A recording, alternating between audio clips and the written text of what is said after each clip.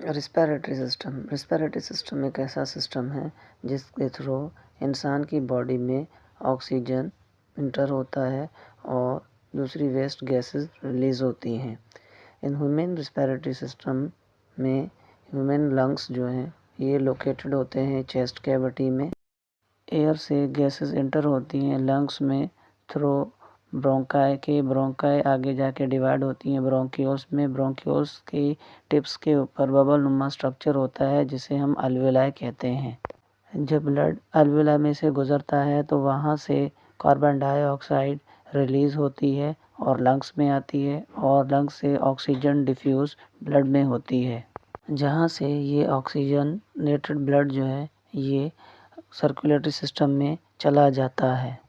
Circulatory system کے ساتھ lungs connect ہوتا ہے پلمونری وین کے تھرو۔ لیفٹ آریکل میں بلڈ جانے کے بعد وہاں سے پمپ ہوتا ہے لیفٹ وینٹریکل میں۔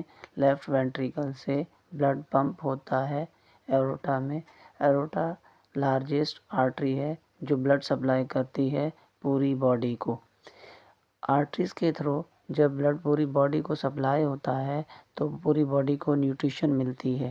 وہاں سے یہ بلڈ جب کیپلریز میں پہنچتا ہے تو آکسیجن اور نیوٹریشن ٹیشوز کو سپلائی ہوتی ہے اور ویسٹ مٹیریل واپس بلڈ میں آتا ہے، جہاں سے یہ وین کے تھرو ریٹرن بیک ہوتا ہے اور یہ وینز مل کر لارجسٹ وین بناتی ہیں جسے وینا کاوا کہا جاتا ہے، اور یہ وینا کاوا رائٹ آریکل میں بلڈ کو انٹر کرتی ہے جہاں سے یہ واپس پلمونری سرکٹ میں جاتا ہے۔